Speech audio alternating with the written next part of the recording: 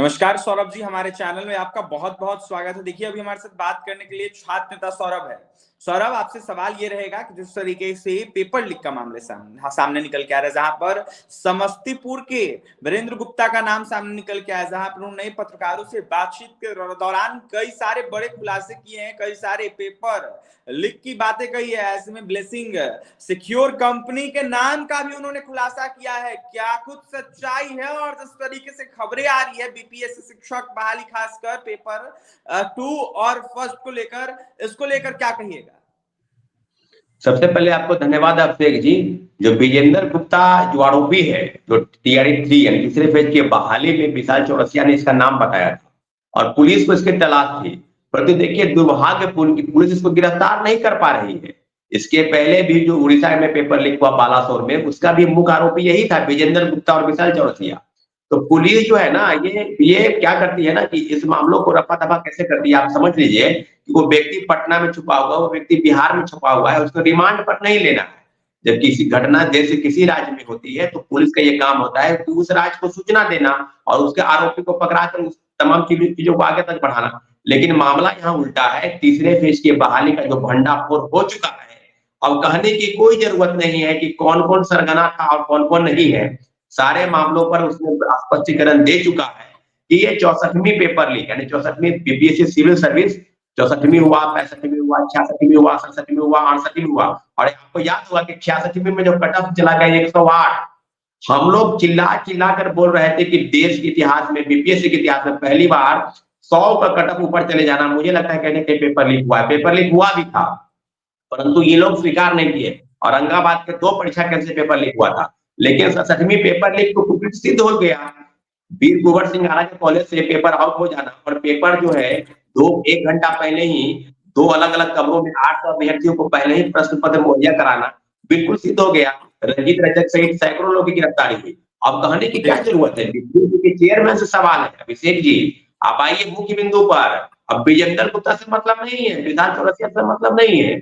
सवाल सीधे अब कटघरे में है कि आखिर बीपीएससी चेयरमैन की बिना सहमति के ब्लेसिंग प्राइवेट कंपनी, जो सिक्योर कंपनी है कोलकाता की, उसको ठेका कैसे मिला?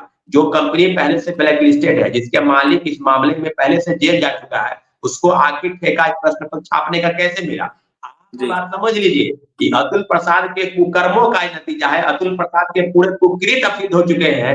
जो व्यक्ति ट्वीट करता था कि हम तो आए हैं कश्ती से तूफान निकालकर, प्रश्न पत्र को रखना मेरे सेटरों बचाकर, ये टीआरई 1 से लेकर टीआरई 2 तक प्रश्न पत्र को बचाया गया। इन सेटरों से नहीं, पेपर लीक नहीं हो। और तीसरे फेज की बहाली से पेपर लीक का भंडाफोड़ आर्थिक अपराध इकाई ने कर दिया है। और जो रिपोर्ट सामने आ रही है कि प्रश्न पत्र हूबहू इसी प्रकार से प्रिंटिंग प्रेस में छपने से पहले लोगों के हाथ में दे दिया गया था।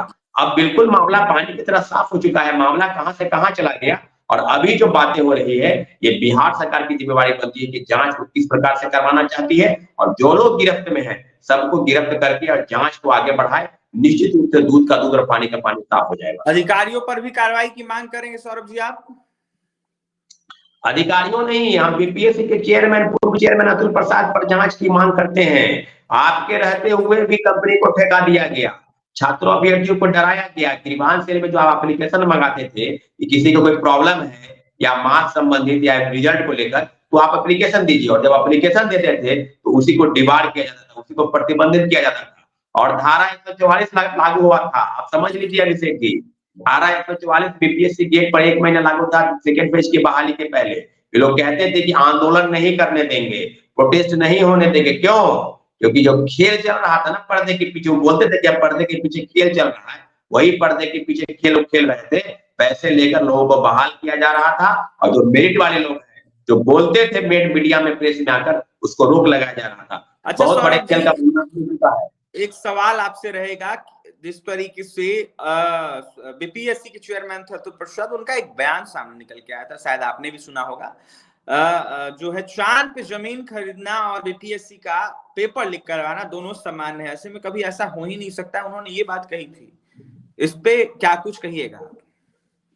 बिल्कुल बिल्कुल, चांद पर जमीन नहीं खरीद पाइएगा। हाँ, तो चांद पर तो जमीन नहीं खरीद लेगा, लेकिन बिहार में पैसा देकर नौकरी जरूर खरीद लिया। Chairman Atul Prasad ji Twitter man कहाँ चले गए? बहुत सम्मान था आपके नाम, मेरी नजर में आपके लिए, अब सम्मान नहीं रहा। हम तो पहले से बोलते थे कि टीआरई 1 में टीआरई 2 में जो फेयर एग्जामिनेशन हुआ उसका क्रेडिट जाता है तो अतुल प्रसाद को जाता है, लेकिन खेल यहाँ पर अतुल प्रसाद ही खेल रहे थे, उसका भंडाफोड़ हो चुका है। सारे मामलों की तहकीकात होनी चाहिए, 64वीं पेपर से लेकर 69वीं पेपर सिविल सेवा। और एक और बात आपको बता दें, जो विजेंद्र गुप्ता ने स्वीकार किया है कि एग्रीकल्चर की परीक्षा हुई थी, आपको बताते चले कि 1 मार्च और 2 मार्च को उसके कई अभ्यर्थी हमको फोन कर रहे हैं कि उसका भी पेपर लीक था, और ये विजेंद्र गुप्ता ने स्वीकार किया है मीडिया के सामने। तो कहने का मतलब विजेंद्र गुप्ता क्या स्वीकार कर रहा है, क्या नहीं कर रहा है, मैं उस पर नहीं जाना चाहता हूं। मैं आपको बता रहा हूं कि जो बात आर्थिक अपराध इकाई की रिपोर्ट में सामने आ रही है, उस बात का हवाला देते हुए बीपीएससी बताए। बीपीएससी के सारे अधिकारियों और कर्मचारियों को उल्टा टांगने का समय आ गया है। एग्जैक्टली इन लोग को उल्टा टांगिए, धारा 144 लागू था ना, इन लोगों पर धारा 144 लगाइए और तब पूछताछ कीजिए कि आखिर क्यों पैसा लेकर बहालियां। देखिएगा, ट्रेन लेट हुआ, परीक्षा केंद्र पर जब परीक्षार्थी पहुंच चुके थे उसके 10 मिनट पहले आप ट्वीट करते हैं कि अगली जो शिफ्ट की परीक्षा होगी वो 2.5 घंटा के बाद होगी। आप समझ लीजिए कि उत्तर प्रदेश से, झारखंड से कई परीक्षार्थी वही सेंटरबाज जो ट्रेन लेट, तूफान तो 3 दिन पहले से ताबीज थी कि अगर आपको करना ही था देरी तो आप 1 दिन पहले बता देते परीक्षा केंद्र में जाने से। तो ये खेल जो है ना अतुल प्रसाद जी खूब खेले। यही व्यक्ति है समाज कल्याण विभाग का प्रधान सचिव, जिसके रहते हुए मुजफ्फरपुर का बालिका गृहकांड हुआ और पूरे देश को शर्मसार करने वाली घटना को इसने अंजाम दिया है। यही व्यक्ति है। ऐसे ऐसे व्यक्ति के रहते हुए भी पेपर लीक हो गया तो आप समझ लीजिए कोई बड़ी बात नहीं है। ये व्यक्ति मुख्य आरोपी है। आर्थिक अपराधी का इस एंगल पर जांच करें कि इसकी भूमिका क्या थी, इन्हीं के रहते हुए सारी चीजें हुई है। अब कहने की जरूरत नहीं है, बीपीएससी ही नहीं, देश राज्य की तमाम परीक्षाओं, तमाम एजेंसी, जितने भी कंडक्ट कराने वाली परीक्षाओं को संचालित करने वाले सब शिक्षा माफियाओं के गोद में जाकर बैठी है और पैसे देकर लोग बहाल हो रहे हैं। कहने का कोई जरूरत नहीं है। अच्छा, अब परीक्षार्थी अच्छा सौरभ जी, वीरेंद्र गुप्ता ने क्या अतुल प्रसाद का नाम लिया है? वीरेंद्र गुप्ता ने स्पष्ट कहा है कि विशाल चौरसिया और कई मंत्रियों के बयान, कई मंत्री की भी संलिप्तता है बीपीएससी की भूमिका पर। उसने कहा है कि बीपीएससी के कई अधिकारियों और कर्मचारियों का हम नाम बताएंगे जब पुलिस हमसे पूछताछ करेगी, तो वो तो खुद बताने के लिए तैयार है। वो तो आप आज न कल तो सामने आ जाएगा। लेकिन होता क्या है ना कि बड़े बड़े मामलों पर पर्दा डालने के लिए राज्य सरकार जब लगती है कि मेरे गर्दन तक कहीं मामला न चलाए, तो मामले को रफा दफा करती है। बीपीएससी के चेयरमैन के रहते हुए सारे मामला हुआ है। बीपीएससी का चेयरमैन बहुत बड़ा दोषी है। टीआरई 1 से लेकर टीआरई 2 तक सारे फर्जी वाले को बहाली हुई और जो मेरिट वाले हैं आज भी दर दर की ठोकरें खा रहे हैं सप्लीमेंट्री रिजल्ट के नाम पर, कभी अटेम्प्ट बढ़ाने को लेकर, कभी उम्र को बढ़ाने को लेकर, और सारी चीजें बिल्कुल सामने हो गई है कि उत्तर प्रदेश के रहने वाले अधिकारी। सौरभ जी, ये सवाल आपसे रहेगा कि एक खबरें चल रही थी, खबर ये था कि आरा मिलाकर गोपालगंज, छपरा, सिवान के छात्र छात्राओं को रटवाया गया है। सवाल का जो जवाब है, ऐसे में बस ये 3 ही जिले थे या फिर अनेकों जगह पर ये खेल चला है सेकंड फेज की बहाली में? क्योंकि ये जिस तरीके से जांच कर रही है उसको लेकर लगातार सवाल उठ रहे हैं। देखिए, आपको हजारीबाग के इचाक से और बड़ी थाना क्षेत्र से जो लोग गिरफ्तारी हुई, ये गिरफ्तारी मात्र एक नमूना है। 300 लोग नहीं थे, इसमें हजारों, 10,000 लोग शामिल थे।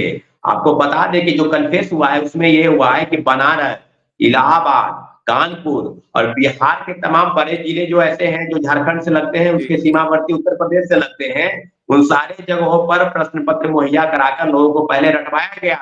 और टीआरई 1 में भी वही हुआ, टीआरई 2 में भी वही हुआ। आपको बताते चले कि सिवान, छपरा और गोपालगंज का जो आर्थिक अपराधिकारी ने कहा है अपनी रिपोर्ट में कि ये दोनों, इन लोगों का सेंटर आरा में और बक्सर में रखा गया और उन लोगों को प्रश्न पत्र मुहैया कराकर वहां पर दिया गया। आप समझ लीजिए कि जो खेल में चल रहा था वो खेल बीपीएससी के अंदर से चल रहा था, और हम लोगों पर जब हम लोग विरोध करते थे तो हम लोग को डराया गया, धमकाया गया, निहत्थे अभ्यर्थियों को डराया गया, धमकाया गया। तो इस तरह की चीजें बीपीएससी के चेयरमैन ने खुद किया। ट्वीट जो करते थे ना, वो ट्वीट कहाँ गया आपका ट्वीट? आप बताइए, टीआरई 1 से टीआरई 2 तक आप कंपनी को ठेका क्यों दिया? आप ये रहते, बिना आपके सिग्नेचर के ठेका नहीं मिल सकता है। आप समझ लीजिए कि पर्दे के पीछे जो बड़ा, सबसे बड़ा जो शातिर खिलाड़ी है वो बीपीएससी के पूर्व चेयरमैन अतुल प्रसाद है। उसको जल्द से जल्द गिरफ्तार किया जाए, उसके खिलाफ न्यायिक जांच की मांग करते हैं। मुख्यमंत्री से आग्रह करते हैं कि ऐसे भ्रष्टाचार में लिप्त व्यक्ति को किसी बड़े आयोग का चेयरमैन कैसे बनाया गया, इसकी पुष्टि होनी चाहिए। जो व्यक्ति इतना बड़ा कुकर्म करके बैठा हो और उसको चेयरमैन बनाया गया, मुझे लगता है कि सारे मामलों की जांच अब चलनी चाहिए और इसके लिए हम जल्द से जल्द बीपीएससी के जो नए चेयरमैन है उससे मुलाकात करेंगे, क्योंकि अब बीपीएससी पर भरोसा टूट गया है। कोई भी एजेंसी बिहार की नहीं है जिस पर भरोसा किया जा सकता है। सारे मामले बिल्कुल सामने आ गए। साथियों को क्या कहिएगा जाने से पहले, जो सेकंड फेज की बहाली में बहाल हुए, जो अपने बदौलत अपने मेरिट पे बहाल हुए, क्या उनकी नौकरी भी जा सकती है इस जांच के बाद, अगर सच्चाई स्पष्ट हो तो? देखिए, जो नौकरी सेटिंग गेटिंग के तहत लिए हैं, जो पैसे देकर बहाल हुए हैं, जो फर्जीवाड़ा करके बहाल हुए हैं, डरने की जरूरत उनको है। डरने की जरूरत उनको नहीं है जो मेरिट से बहाल हुए हैं। 2-3 महीने में 2 लाख लोगों को नौकरी मिली। मुझे लगता है कि 50-60% जो है पैसे देकर लोग बहाल हुए। मेरिट वाले को तो नौकरी लगी ही है, लेकिन जो जो नॉन मेरिट है, जिनको मेरिट नहीं है, पैसा देकर बहाल हुए हैं, ये लड़ाई उन लोगों के लिए लड़ी जा रही है जो गलत लोग हैं, जो गलत लोग पैसा देकर शिक्षक बन गए हैं। सारे मामलों की तहकीकात की जा रही है। आर्थिक अपराध इकाई सब मामलों की एंगल से जांच कर रही है, 1 से लेकर 2 तक। तीसरा का तो भंडाफोड़ हो चुका है, तीसरे से ही सारे मामलों की परत खुल रही है। निश्चित रूप से आर्थिक अपराध इकाई को बहुत बहुत धन्यवाद और शुक्रिया, ये सारे मामलों का आपने भंडाफोड़ कर दिया है। बीपीएससी चेयरमैन और के पाठक, अतुल प्रसाद और के पाठक, यही दोनों बहुत बड़ा गुनाहगार है, जिनके रहते हुए बड़े पैमाने पर फर्जीवाड़ा हुआ, प्रथम फेज की बहाली से लेकर दूसरे फेज की बहाली तक। देखिए, आरोपियों को पकड़ा जाएगा, ये जांच जिस तरीके से कर रहा है बिल्कुल सही है, और ऐसे में अधिकारियों की जांच होनी चाहिए। छात्र नेता सौरभ की मांग है, अतुल प्रसाद के साथ साथ के पाठक की जांच की मांग कर रहे थे।